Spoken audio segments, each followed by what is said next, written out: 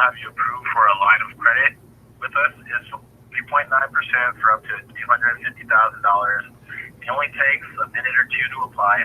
Give me a call back once you get this. My number is 56. Message deleted.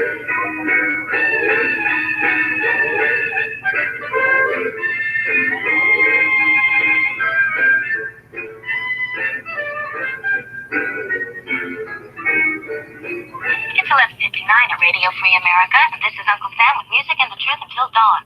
Right now, I got a few words for some of our brothers and sisters in the occupied zone. The chair is against the wall. The chair is against the wall.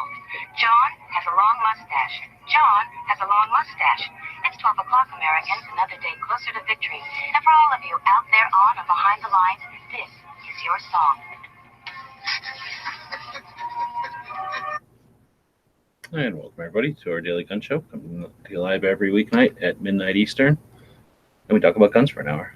So we got Cycle Camp joining us from Connecticut. Thanks for joining. Hi there, everybody.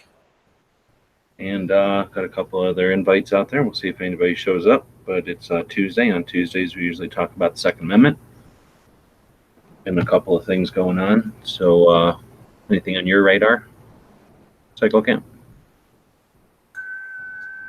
Say that again? Anything on your 2A radar? Or that kitten's 2A radar? No, not lately. He's we fought the bills from the legislature, but they passed them anyway. So now we're just waiting for January 1st to come around, when most of them go into effect. And then I guess having to fight them through legislation. No, through for lawsuits. Or lawsuits, yeah. Well, yeah. We already lost on the legislation, but like many other states, as soon as the law goes into effect, we'll start filing our lawsuits with our local company here, our local 2A rights group.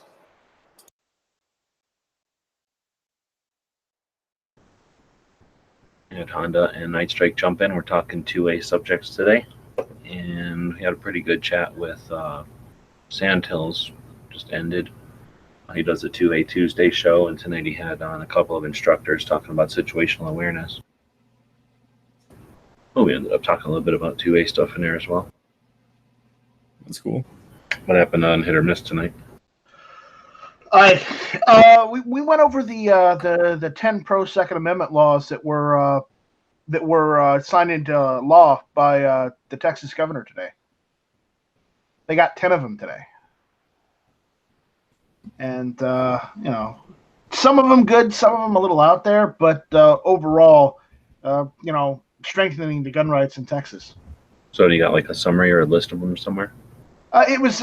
I found the list on the Truth About Guns. It was an article. So I can link you to it if you want to see it. Yeah, what were some of them? What are the good ones?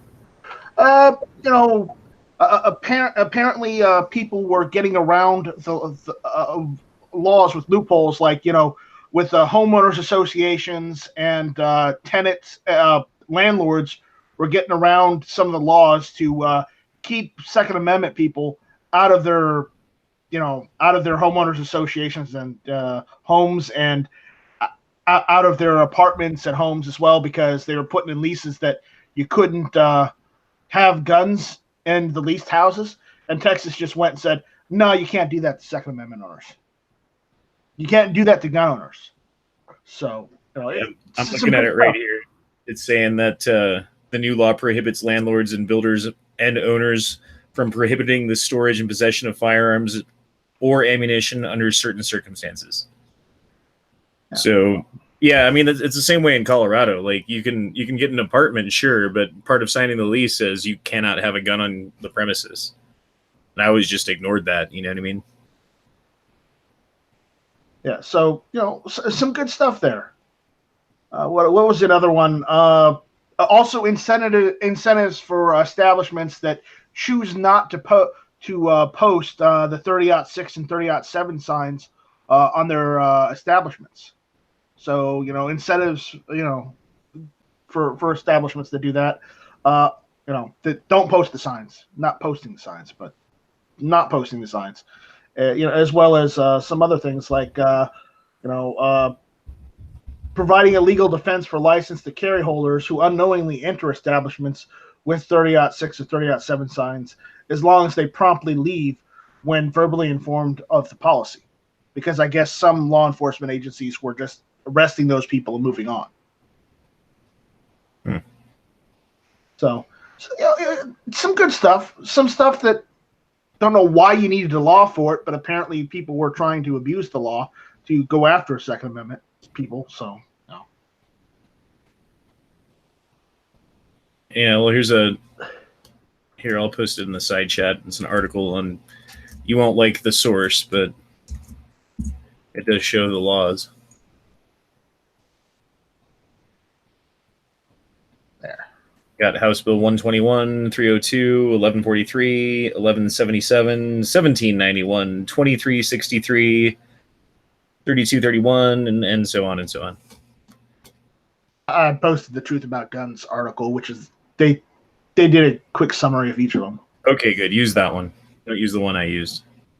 Sorry, I even posted that in the side chat. G-Webs. But I saw that, and that was pretty upbeat, and that was about it.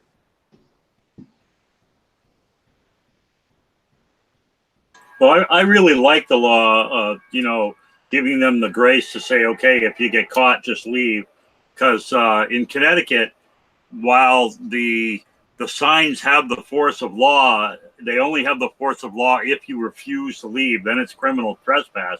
So basically, if you're concealed carrying and you're doing it right, you bring your gun in everywhere there's a sign. You just don't care, because the worst that's going to happen is if you print or expose and someone speaks to you about it, you just walk out the door. Now, most places I don't even go in if they have a sign like that, if I can do business someplace else. But I think that's a reasonable way to do it. And us concealed carriers, and especially us deep concealed carriers, that's a great way to write the law. I think that works out very well. See, in most of Colorado, you can open carry, but in like the city and county of Denver, you cannot. And that's where I work. And it's happened a few times where people walk in there open carrying because they're from other parts of Colorado and they didn't think about it. And like in that case, we just politely ask them like, hey, can you like either go put it in your gun or conceal it or do whatever? Like that's what I ask them to do anyway, But that's just because I don't want them to get in trouble because technically they are not following the law, Right. But it's like the times that it's happened, I've never seen any of the people that I work with, like some of them will be nervous about it or whatever, the people who don't like guns, who aren't about that. But no one's like called the cops and made a scene or anything,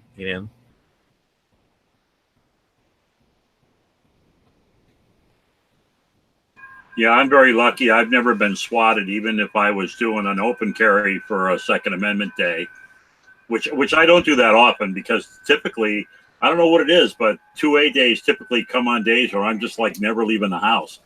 But which is kind of weird. I don't know how that works out. But yeah, I've never had a problem with anybody ever approaching me saying, hey, what the hell is that in your pocket?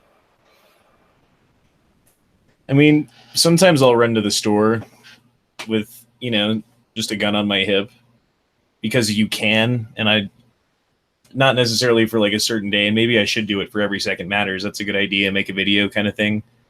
But you do get some weird looks around here, I'll tell you that. Sad. Our local Stop and Shop actually had a no firearm sign. And I guess enough of us carriers bitched about it and told them we were going to take our business elsewhere. They actually took the signs down. Now, I don't know if that was a corporate decision or a local manager decision, but I don't really care. It's a win as far as I'm concerned. Well, it sounds like a local manager decision, because if he hears from 12 different customers that they don't like that thing and they're not going to shop there anymore, the smart decision is take the sign down, And that's a smart decision because then people, law-abiding citizens, are carrying firearms in your establishment, and if something happens, there's someone there to potentially intervene. Like, I'm completely comfortable with it. Some people aren't, like having law-abiding citizens carrying guns. I think everyone in the chat here, obviously, and most people watching it are completely comfortable with that. But there's a lot of people who aren't. How do we change their minds? Those are the same people that get you PTSD from shooting an AR-15, right? Oh, like that reporter who cried after he shot it? Yeah. Yeah. What was his name? I don't know, and I don't care. It's not relevant. Tweet at him. But we make fun of him anyways. So, any other good legislation you've heard of lately? It's cool that you focus on good stuff, but I don't think enough people focus on the good stuff. I know. I'm getting kind of tired of always focusing on the bad stuff that's going around in the country, and I really need to be more positive, and I'm trying to find good stuff, and it's hard sometimes when everything you see out there is all doom and gloom.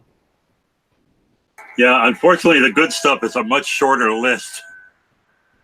It's true these days. Yeah, unfortunately. All right, so we're gonna take a break and look at a video for 12 minutes of the NRA conversation the other day, and we can chat about stuff we talk about in here. The Firearms Coalition. But Rob was there. Sean, we had a talk. I don't remember who was on there off air, but that gave you guys some focus, and you're doing an effort to get people in those seats, so that instead of us being represented by a bunch of empty seats with no voice next year at NRAM at the NRA meeting, ideally we're going to have some people in those seats, correct? That's the idea. Yeah, I'm going to team up with a bunch of other content creators, and we're really going to encourage people to actually show up there, because honestly, I'm sad that Rob just left. Maybe he'll be back, but I think that was an accident. Looks like he might have been linking to something. There he is. There he is. He could speak to this better than me, but I'll tell you what, that members meeting. Oh, let me just bring Rob up just because I got a chance. I heard you guys. I got it. Okay. Well, I got a chance to interrupt Sean, so I'm good. Yeah. Perfect. Hey, I'm used to it, man. This is my job. No, it just that kind of lit a fire under me. I always thought the members meeting was reasonably useless, and then I saw what just a few people did, just by being educated, being informed, and actually being present. Now, Rob, clearly you were there. You speak to it way better than I have. But I think that it's important to really show up and represent that. And I also realized that I could be completely very naive about all this. I know that Jeff, you were born into this, and then you took it and ran with it. Rob, you have been in the industry for so long, and you have seen and learned so much. And Tim, I know you've got tons and tons and tons of connections and communications and things like that. Maybe I'm idealistic and naive, but the members meeting this year pissed me off, and it lit a fire under me. And I promise you that if I have any control over it or any way to involve myself in it, that it will be different next year, and we'll have more people in those seats. And count me in, man. Yeah, absolutely. Here's what's weird is I didn't even for as long as I've been talking about the NRA, I didn't even know about that meeting until I was walking off the TGC panel and Adam Kraut said something about it. And then I saw Rob was involved. I'm like, what in the hell? Why didn't I know about this? I'll absolutely be there with you. And I'll say to my audience, come join us. And so please stay in communications with me, man, and keep me updated. And I will be there, because I didn't even go to NRAM this year. I went to the panel, but I stayed off the floor. I wasn't going to give them any coverage. And then the whole world blew up, with Oliver North and all that stuff that went down. But yeah, I definitely would. If I have a reason to go, if I feel like it's productive, I'll go. Otherwise, I was about ready to write the whole NRAM thing off for the rest of my life. But this seems like maybe a good mission, and let's give it a try and see what we can do, man. Yeah, let's raise a record. No, go ahead, Sean. I was going to say, for the first time, as a new guy, first time at the NRAM, Rob, and what you did was spectacular. It was inspiring, and I'm glad that I was there to see it. And again, as somebody who's new to the platform of getting the voice out there, count me in. Any way I can help, I'll do the exact same thing, because that's the way how we rebuild from the ground up. Yeah, absolutely. I think the members meeting, like I said earlier, it's kind of become a pep rally. It's become this thing where they get up, they get some speeches, they get some board. They do release the report to the members, and then, instantly, there have been times in the past, I think Atlanta might be the last one I remember, where some people tried to actually raise, some questions, and immediately they just kind of get pounded by the old guard, and somebody raises, a hand and says, move to adjourn, somebody else seconds it, the vote happens, people put their, they see the leadership, the officers, the person running the meeting say, that's great, let's put that to vote, who's done? And everybody wants to get back and touch the guns and go to the floor and get their signature from Arlie Ermy or Chuck Norris or whatever. So there really isn't a lot of business that gets done there. Absolutely. I think this is something that we know they're going to rally, they're going to circle the wagons, they're going to do things to make it harder to have that happen again next year. But the more the merrier. I, for one, do not believe that I'm doing the NRA any favors by showing up, right? Like, I'm not buying a booth, I'm not running a business there, I'm not contributing, I get in for free, I have my life membership. I don't encourage people to pay the annual fee for 5 years to try to get a vote that's almost meaningless. By the time they pay the fees, taking those fees away mean much more. But if you're already a voting member, show up, because you're hurting them, Tim, especially you, a voice like you have, the agenda you have, the narrative that you are sharing with people. It hurts the NRA, you being there, much more than it helps them. So I encourage everybody on this group, and certainly everybody who's listening and watching. I think a lot of people were inspired by that, what they saw come out of that members meeting. And also, by the way, I had a lot of Ring of Freedom members come up to me. I had a lot of corporate people, Acme McQueen, some other people that work inside the NRA. One of the jokes was, which one of you guys is thinking about tripping over the wire for the feed? Because that was broadcast out onto the floor of the show. And I heard from a lot of people who were watching that live, but there were a lot of nervous looks and a lot of, awkward faces and agitated hand-wringing going on inside the NRA booth. Just wait until next year. Yeah, go up. So what we were watching live with the room, and it would pan back and forth to you guys, that was being broadcast throughout the room. Yeah. Membership. Oh, that's cool. I didn't know. Yeah, it was unbelievable. When I learned about it, I was like blown away. Yeah. And absolutely, I want to take the fight to them. And I can't think of a better way now. So how do you guys feel if, like I say, I was frustrated because we had a chat with Jeff days before. I think I basically concluded the chat with, what can we do? What can somebody do that's there? And you literally took like 5 minutes to describe, go to that meeting at 10 o'clock. They're going to do this. They're going to do this. They're going to do this. It all transpired as if you were reading a script, right? Absolutely. Not my first rodeo. They would show the camera to where, like, Rob is over here on the right, in the back of the room, and then they'd show this guy who was fumbling through the procedures or whatever, just making a mockery of it. And every time they pan, there's this room of seats, and it was, what, am I exaggerating, 50% empty? And it was frustrating how many. Every bit of 40% for sure. Okay, and well, what I guess what Sean is alluding to, or ideally what we're talking about is having those seats not only full, but ideally the people that we're sitting there, we're old guys. So if we can get there intentionally at 6 a.m., we've got that room, right? And if we have an intent, we have a reason. So what I'm asking you guys, if we can accomplish that, or let me rephrase that, when we accomplish that, does that influence? Do we own that room? What happens with the NRA when we do that? Ish. So, I mean, look, these guys are really good at playing these games. I said Game of Thrones, and I meant it in every way possible. They know where to sit. They know what to do. They understand Robert's Rules of Orders. They understand the bylaws. And by the way, if you request the bylaws from the NRA, they send you the 2016 bylaws, so it's not even accurate and up to date. I still cannot, as a member, as a voting member, I still cannot get the most recent version of the bylaws. They won't send it as PDF. They won't do anything else. They mail you a piece of crap. 2016 bylaws that's got a pink cover on it, and it's just not right. So even there, we're missing a little bit. And Tim, Rob, gun websites, I will include all of you guys, everyone. But my problem right now is I am trying to become way more familiar with Robert's Rules of Order, because it's important for all of us to do this. Like, this is the weapons that they already have used against us. And they will come up with more weapons to use against us, but we need to understand the ones that have already been there, right? We need to understand how their sword is built so that we may defeat it. But also, not just that, the bylaws and the accurate bylaws, so that we know what to do. I mean, Josh Prince killed it with a bunch of that stuff.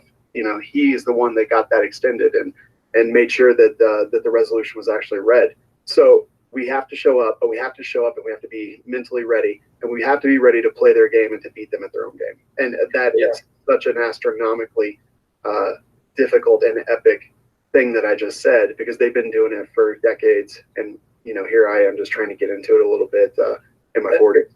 Everybody in that room with a camera broadcasting or recording, though, and then sending it out, people in the membership seeing it happen, that has influence, right? That has effect. Rob, your sideways drops on happening.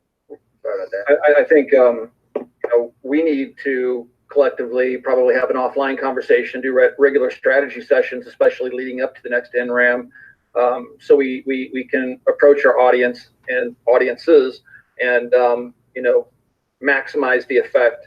Because I like you said, Sean, I don't want to go there and not be prepared, because they will be looking for us. When I told everybody to, I basically just sold the Not Real Activist shirts at cost, and I said, meet me out front, and we're all going to go in. They stopped me with security. They watch these things. They watch our podcasts and live streams and videos, and security caught me and pulled me aside, and my cameraman had my phone, and he was recording it, and he goes, I don't want any video of this. And I nodded to him, and it's like, he knows that their shtick.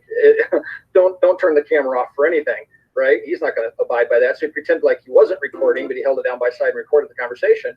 But, you know, they tried to talk me down and not going in and creating a ruckus. They weren't going to let me in. I had heard through the rumor mill they weren't going to let me in. And sure enough, security caught me at the door. And I said, look, I'm just going in there to have a conversation with people. I'm not going to go out there with a loudspeaker. I have no, you know, megaphone. I'm just going to go around and have conversations with people. I'm a life member. You telling me I don't have access? And they backed down. They let me in. But so they will probably watch this video or other videos we produce, and they will be prepared. So, you know, we probably ought to have a plan A, B, and C.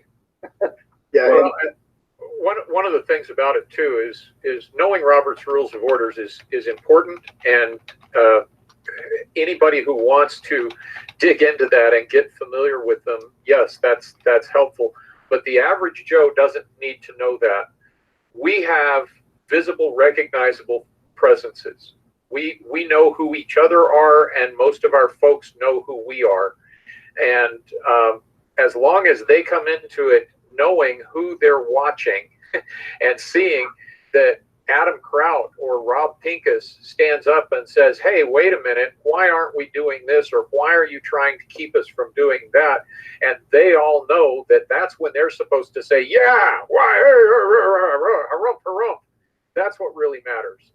And that's how it ends up working. You can't ask 200 or 500 or 600, wouldn't it be great to bring in 1,000 people? You can't ask them all to be experts on this, but do you trust us? Do you believe in what we're trying to do?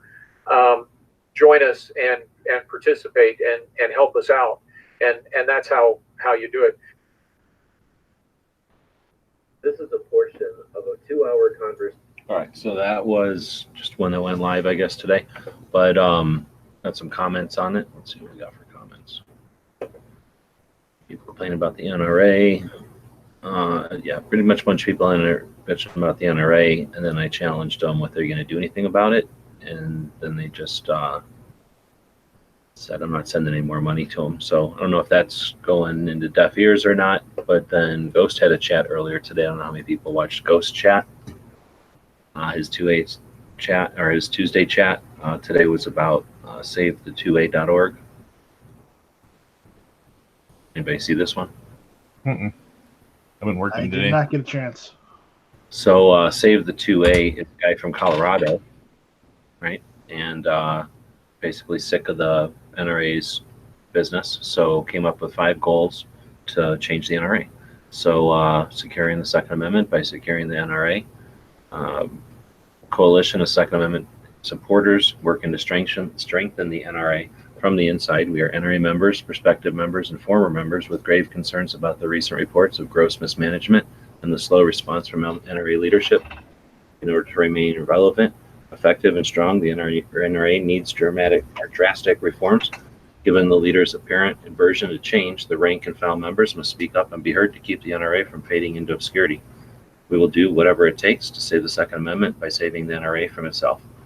Pretty decent mission statement, if that's what that is.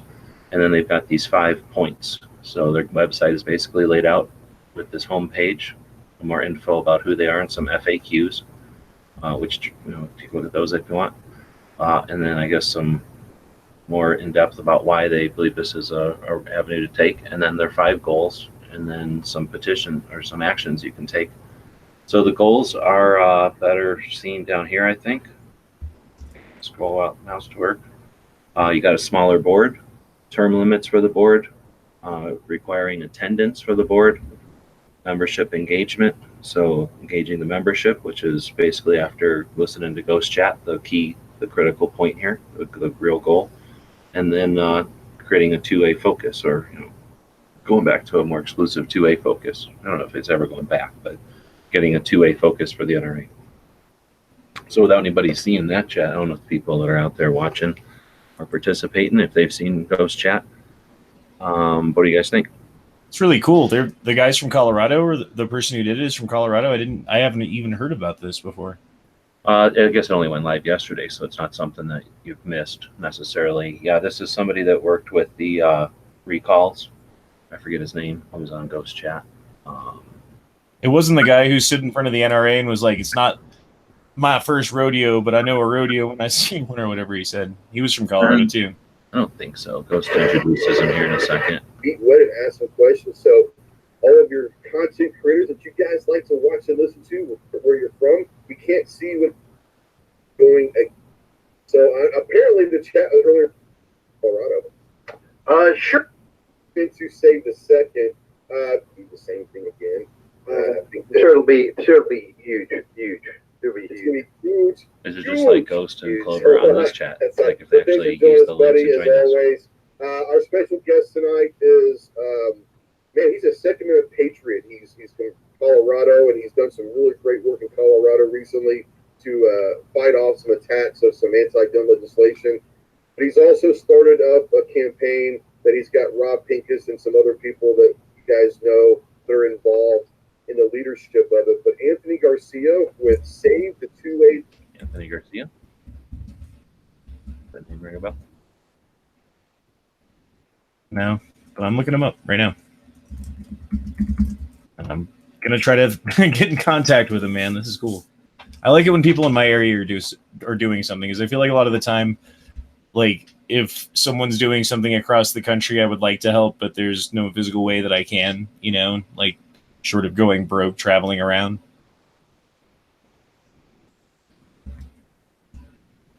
And it's nice when there's something that you can actually do, or help with, or volunteer for, or whatever, Yeah. Well, let's let somebody that did something, saw an issue, and created something to affect some, create some call to action, some actual direction, instead of just shaking fists in the sky. I think that's kind of neat. At some point, as a group of people, we have to figure out how to get past the bottlenecks and the intentional ambush points that are created by the antis, the people with the familiarity with dissemination information. And if we're going to continue to be overwhelmed and become helpless every time there's too much information to absorb easily, we're never going to get past everything. So I think it's neat to see an organization like that, or a project like that, jump up to accomplish a specific goal. And I didn't get a specific, nobody asked them specifically, but it almost seems like it's designed to fade away when not needed again. And I think that's neat. And I think that's probably an indication of what the internet, or what our communications are going to be like going forward, as people become more familiar with the tools and the techniques of communicating on the internet electronically, and accomplishing tasks as opposed to just exploiting situations. I think we'll see more projects like this one. Was it save2a.org to again accomplish a good task, empower people with some accomplishment, and then when it's not needed, disappear. Anybody want to add anything? Got a lot of people, but nobody's saying anything. Well, I thought their comments about Robert's Rules was pretty interesting, because I had to do the same thing at my local rifle association. As a member, I ended up going out and buying a book of Robert's Rules and reading it. You don't have to read the whole thing, because there's a lot of specialized information in there. but just a basic premise of how things work, how motions are made, how discussion is supposed to work, calling the question and, bringing the room back to order when it goes way off on a tangent. You only need to know about 10 basic things about Robert's Rules, and it's really not that hard to learn. And you can get used copies of those books on Amazon, paperback versions, really cheap. So Sean was concerned about getting a recent copy. Are you saying it's one of those things where if you have an old copy, you're getting like 80% of the info? Exactly. It doesn't change that much. Go ahead, Honda. Oh, I was just going to say, I wrote down a couple of questions when you were playing that video. Like, for instance, when is the next members meeting? When is that happening? Like, how long do we have to potentially get ready for that or whatever? Well, I posted it in the other chats when Armament was asking. It's April 16th and 19th, 2020. In Nashville. So it'll be the Saturday, and it's at 10 o'clock this time, I'm guessing, in the morning on Saturday. Yeah, and that might be cool just to go to Nashville. I wouldn't go to an NRA meeting just for the sake of going to an NRA meeting, but, I've never been to Nashville, and that might be fun.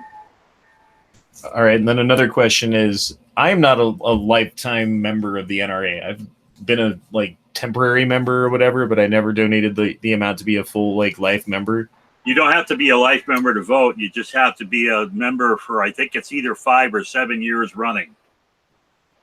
Because I'm in the same situation. I'm not a live member, but I am a voting member because I maintained my membership with no breaks for over 5 years.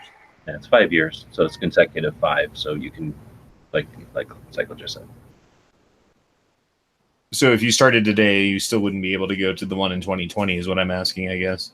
Started from 0? No. Yeah, you'd have to be in your 5th year or whatever. You'll know because you start getting a thing glued to your magazine, basically, right? Yeah, we'll see you in 2025. We'll probably still have the same problem. So you can start paying now and it'll be fine. Well, most of the advice from the people that are paying attention or offering advice are going to suggest it's not worth starting that process, that the money that they're taking in for that is being abused and misused. So I think most of the advice is to not start on that journey, to instead maybe let them know that you're not becoming a member so that they know there's a reason you're not paying them or they're not receiving any membership from you. But if you're in a position like Cycle where you're able to, then it's worth keeping that status so that you can be effective as a member. Well, guys like me, I've said this before, but I'll say it again. There's a lot of guys like me where my Marksman's Club, you have to be a member of the NRA. You can't be in our club if you're not a member of the NRA because we are an NRA sanctioned club. And so you're buying a membership anyway. You might as well make it worth something. I considered getting a lifetime membership, but I'm not going to live long enough to make it worthwhile. So, when I was much younger, if I'd have got one, that would have been great. But, or back when they had that real good special when they were only like $300 like eight or 9 years ago.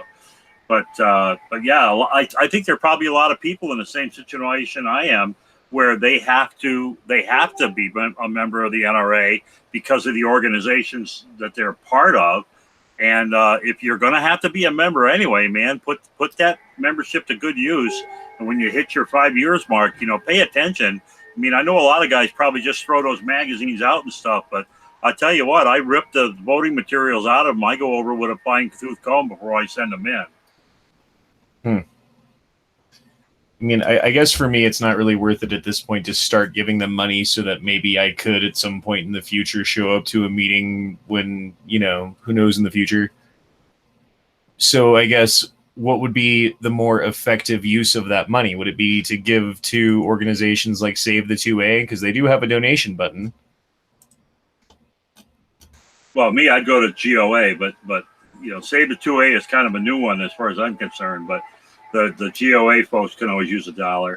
I mean, I personally, I'm an act locally, think globally guy. So I send more money to my local stuff. And I mean, that's where I, go to the state legislature and all that stuff, because we're just so screwed up here in Connecticut. They need all the help that I can give them. and I let the national, I let the Gun Owners Association and the Second Amendment Foundation and a couple of I think there's one or two other organizations I support. I depend on them to try to make that happen.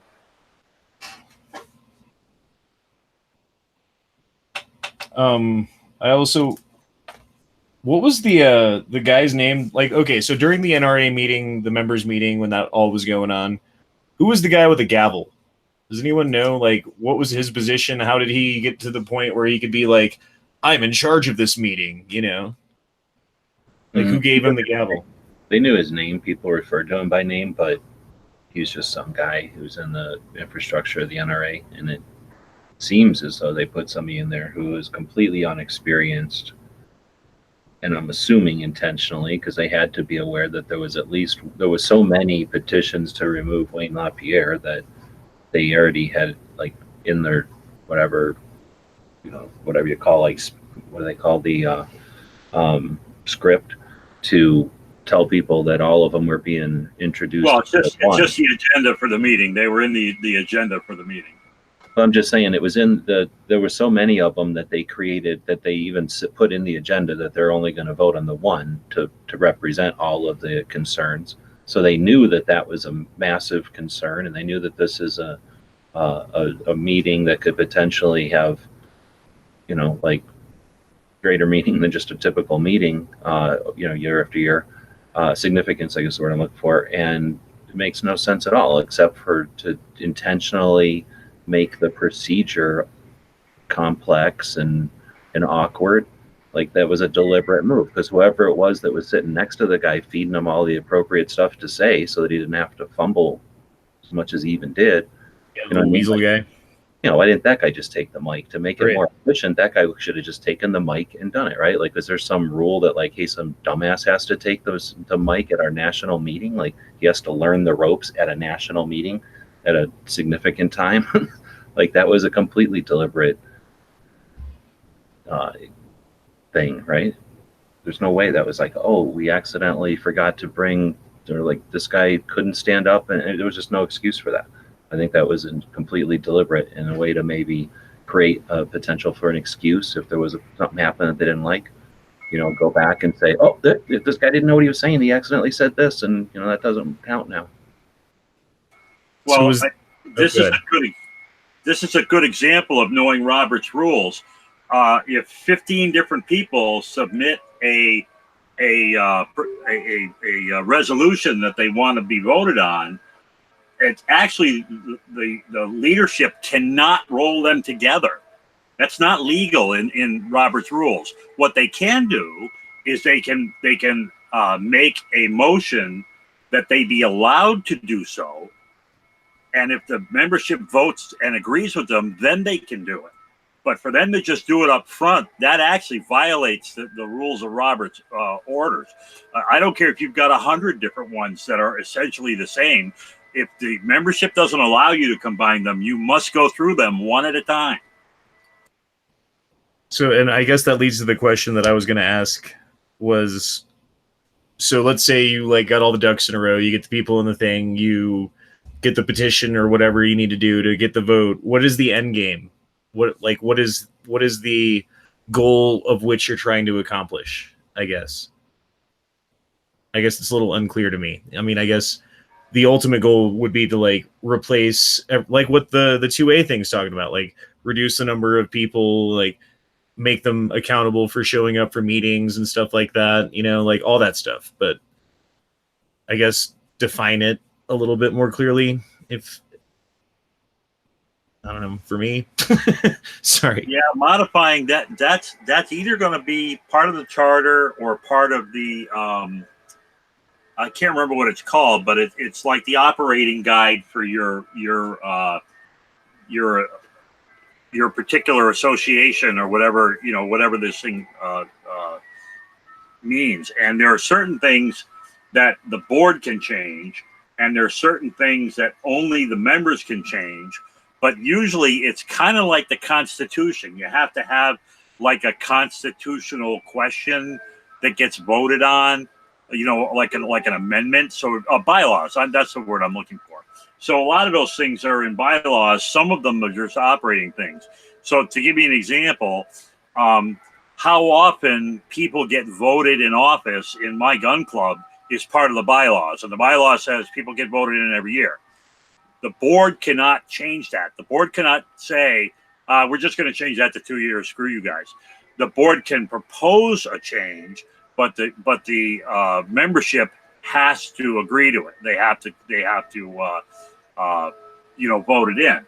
Whereas range rules are an operating procedure that's under the control of the range officer, the chief range officer, and he can make changes to the range rules without anybody's permissions except the board. The board, rubber stamps that, but he doesn't have to go to the membership and say, we're going to change the rule about how this match is run, and are you guys all in agreement with that? We do it typically just to be harmonious with everyone, but we don't have to. And these are the kind of things where one of the guys was mentioning he couldn't get a current copy of the bylaws. Yeah, I was going to say that. This is why they won't give it to you, because if you know how this shit works, you can catch them cold. All right, and then the only other question I had was, where do you get a Not Real Activist T-shirt? Where can I buy one? Somebody's. I thought that was something Yankee had done. Didn't he have those on his? How about we don't promote? How about How about we don't promote a guy that owes me $180? So Okay. this is my show, and I'm not promoting a guy that owes me $180. And then Okay. publicly that somehow he can't figure out how to give me my $180. So fuck that shirt. But in Sorry. any event, Sorry. even if you didn't get it directly through Yankee, I'm pretty sure the shirt company was making them, and certainly if you How about that guy owes me $180? How much more clear can I be that I'm not fucking promoting that guy? So you're not listening to what I'm saying. I'm saying do an end run around them, and in any event, Tim probably has somebody making those same shirts anyway. Same guy. So any other stuff from that discussion? What is... Oh, this might be a dumb question. What is the AM and NRA AM? Annual meeting. Okay. Yeah, that's all I got. Right on. I don't know what Folk is saying. So anti-spend 10 times the money to prove they're right. We spend a lot of money. It's not like we don't spend a lot of money.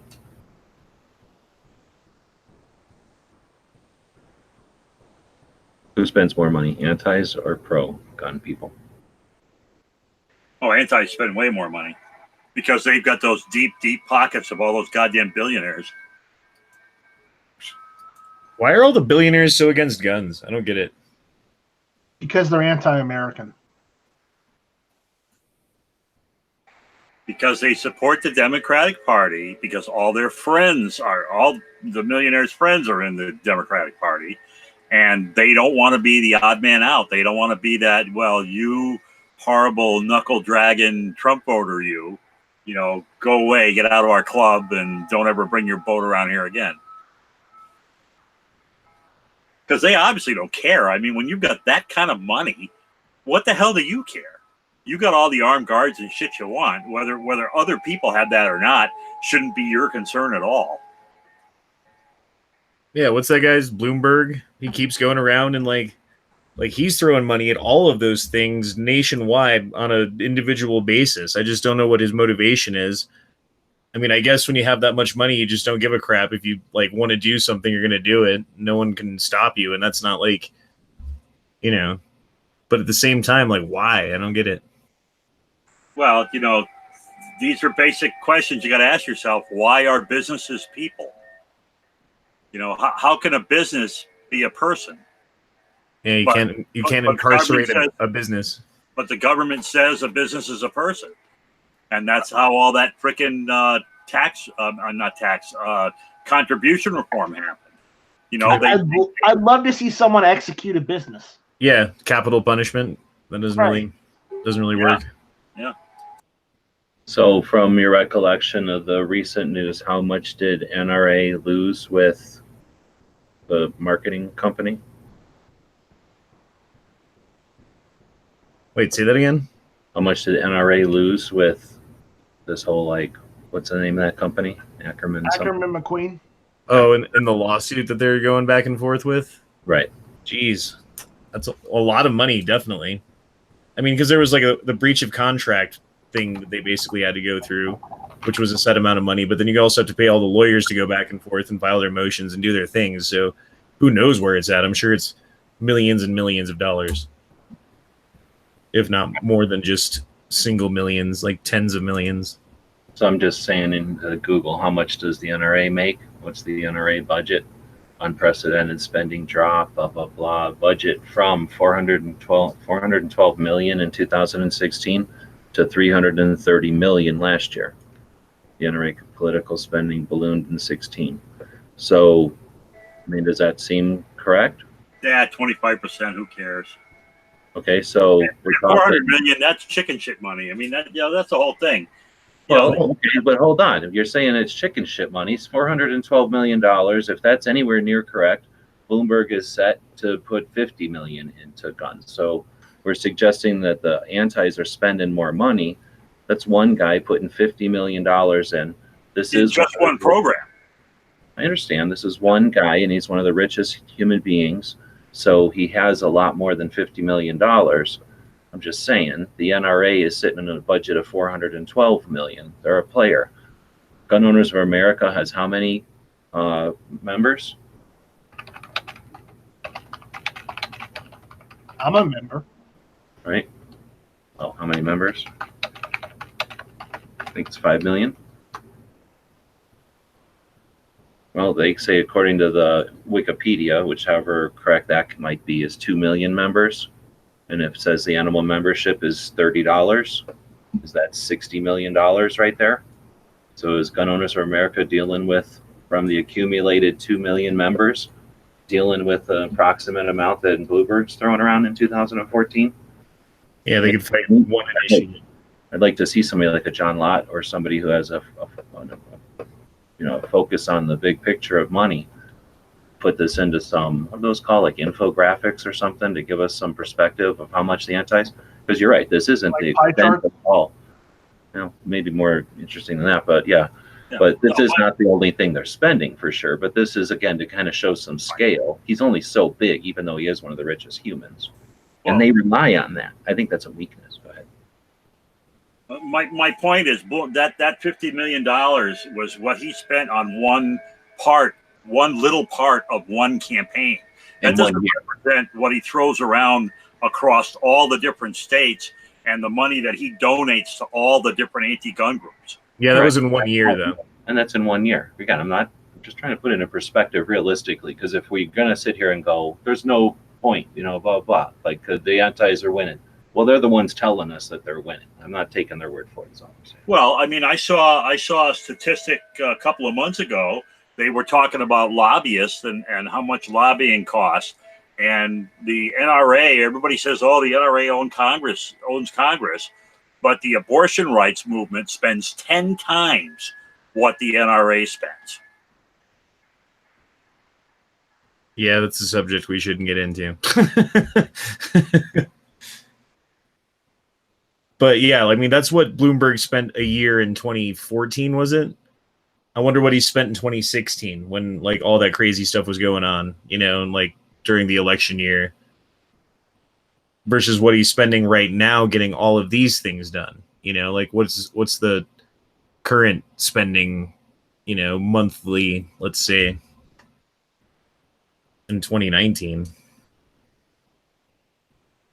Because I'm sure it's gone up. I mean, it seems like the number of like individual state initiatives, because for the longest time they were doing like these national things, where they were trying to like nationally do this or not, and then like it would get shot down because we didn't want it. We fought against it. We were, unified because we had an enemy or whatever. Versus now it's like, oh, well, it sucks for those dudes over in Michigan, or it sucks for those guys in Florida or whatever with their new law that they're passing, or in Colorado. Like, glad I don't live there. So in April of 2019, Bloomberg's worth was estimated at 62.1 billion. So how much is 50 million to 62 billion? Somebody have an idea of how to put that into actual perspective? Well, start dropping zeros off of a million and you get to 1 and you've still got a million left over, or how many is billion? Billion is just one more, so you've got a couple of thousand. So this, if you, a billion is 1,000 million. 1,000 millions. So this guy's got 62,000 millions. So he's got 62,000 millions. He threw 50 million at one project 1 year. He's nothing. 62,000 millions makes enough interest to throw way more than $50 million at shit. Am I incorrect? No, you're absolutely right. I mean, what, like 2% of that would be like 600 or 1.2 billion. So I'm not here to suggest that there's doom and gloom. I'm here to suggest reality. This guy's got enough money to clobber guns if he wanted to. He could seriously focus on nothing but guns and change the world in a weird way. He's focusing $50 million on guns as a business person with expectation. Am I off on that? No, you're not. And I'm just wondering what his motivation is, because there's got to be an expectation, right? Like if you're a businessman, you've made that much money in your life and you're throwing money away. You're not throwing it away. Exactly. He's not throwing it away. Like, what's the point? Right. So that's where I think we're at a disadvantage to take it on its face value. It's not done as and the other thing is, if the more we focus on whatever the amount is today, it's strategically silly, since this guy alone, and he's not the only one. I don't know how, go back to Google here, and how many who are the richest people, maybe? Like largest anti-gun donors? No. You just have to see who are the richest people. And when you look at a list of who the richest people are, it's also a list of all these people that fucking hate freedom. So most of the time, these lists, if it's not dumb looking, you got to worry about. Actually, Gates is not anti-gun, is he? Or am I wrong? I don't know. I'm pretty sure. No, Gates isn't anti-gun. He has other things he likes to spend his money on. Like digging wells for people in Africa and doing inoculations and coming up with technology. He's a pragmatist, I think would be the word. Right. He spends his money on things that actually do people good. Right. And I think that is pro-gun in a way, because of his status and because of what he could focus on, and he chooses not to. In fact, I think I've seen something recently that even indicated that while he might not be yay pro 2A like Night Strike, shall not be infringed, he's certainly, like That's right. you just said, I'm realist, and if we want to actually put money towards things that are going to make a better world, guns are not an issue, and doesn't choose to put his billions towards that. I wish I could get maybe Wikipedia has a nice list of the, we've seen some nicer ones when we did looking this up before. Last time we looked this all up, the amount of money that Bloomberg spends on anti-gun stuff like that, little instances here and there, 50 million, that's about the equivalent of $20 to a regular person. He's not really spending a ton of money. So that makes me more suspect than anything else. And I think we have a lot to lose if we think that what he's hitting us with now is anything like what he could hit us with. And the problem is he's only one. So I don't know who all these people are, but I don't know. In 2018, Michael Bloomberg didn't even make the top 10.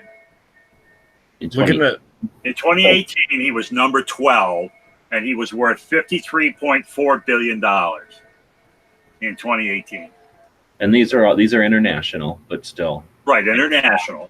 International, richest people in the world, on the planet today. Amazon, Microsoft, was Warren Buffett, and then Oracle, Facebook, and then Google.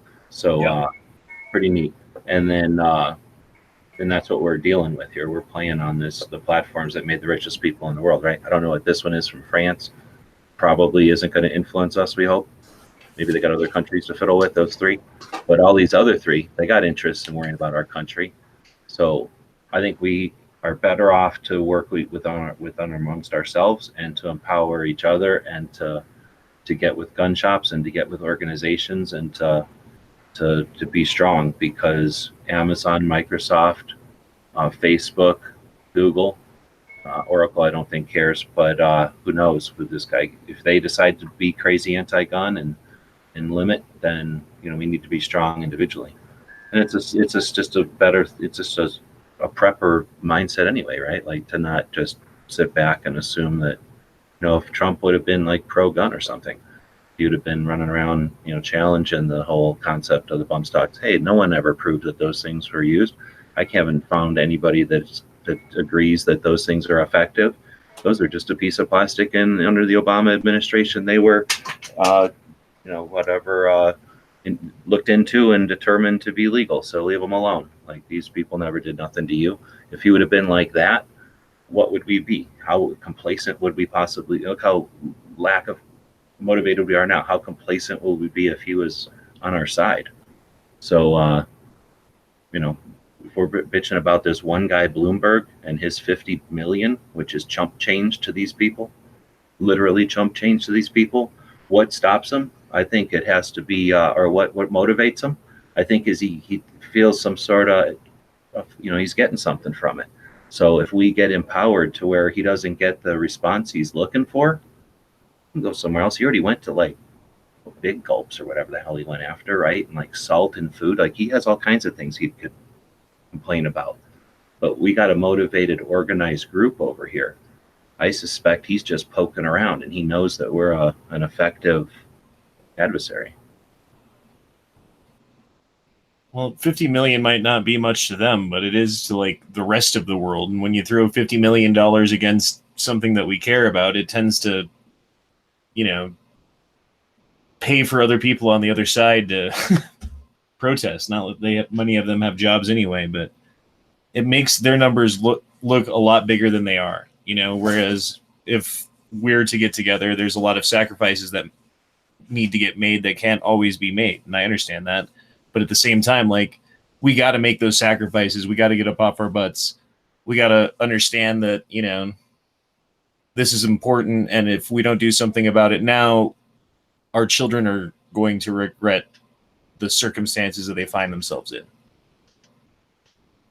that's something that weighs on me, Like, sure, I've got all the cool whiz-bang stuff or whatever, but what are my kids going to be able to have? What's the world going to look like for them if they're not able to protect themselves?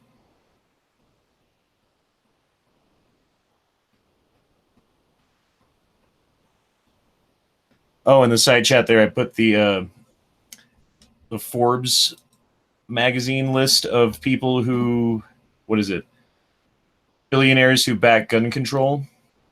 Bloomberg #1, Buffett's #2, Bill Gates is in there. He gave $1 million. Oprah Winfrey, Paul Allen, I don't know who that is. Steve Ballmer, I don't know who that is. Paul Allen is Microsoft. Paul Allen is Microsoft. And Oprah and Ballmer and those guys don't even make the top 20. Rupert Murdoch and George Soros. Yeah. Paul Allen died last year, so he's not really old. He's not really a. His money's probably still doing something with his. Oh, of course. It's probably just a fund or something now, but still, it's probably significant. He was half of Microsoft, right? Right. Second richest dude compared to Gates. Where's the list of pro-gun billionaires? If there's a billion pro-gunners, we don't need a millionaire. So I guess my position, or maybe my position. I mean, it'd be nice to have some millionaires or whatever, but we don't need heroes. There wasn't a millionaire that came along and said, "Here you go. Why don't you fight with England?" Because they're a bunch of dicks. It's true. Did they even But have one millionaires of the back then? interesting things in that article you put up, when you look, you see that Buffett sits on the board of Bloomberg's, every town for gun safety. Like I said, it's just a big fraternity. They're all just hanging out with each other, and it's the thing du jour for them.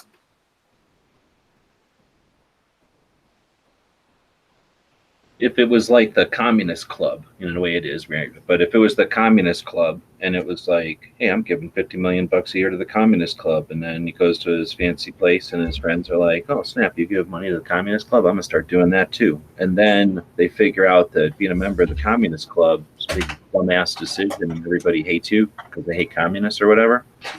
And then they quit giving money to the Communist Club and they start doing something else with their 50 million bucks, right? Yeah. So if we change culture again to where picking on gun owners would be like kicking a sad puppy, yeah, I guess, you have the ability to do it. Whether or not it's legal probably depends on where you're kicking that puppy, like where you are in the world. But pretty much everywhere you are in the world, people are going to look at you like an asshole if you're kicking a puppy around, right? So if we get to where there's $50 million is looked at like picking on people money, like why are you bugging us? Why are you trying to get rid of liberty? Why are you against individual pursuit of happiness? Like why do you distrust everyone in this country so much that you're putting that kind of money into the division? Then they're not going to put that money into there. They're doing it for some reason. They're getting something out of it. If what they're getting out of it is no consequence and some sort of a slap on the back from some other idiot, we can change that. We can change culture to where that isn't cool. If they were doing that with anything that's not deemed cool anymore, that's deemed illegal or, immoral or, not polite, then they wouldn't be doing that. So we just need to continue remembering that we have the ability to change and to influence and to continue. We also have the ability to stop and rest and stop and cease. And when that momentum changes, the current changes. The water in the river isn't, water has nothing to do. One little droplet over there has nothing to do with the droplet over there. But when the momentum stops, that river stops and it's stagnant. So every drop has to remember it's responsible for the flood.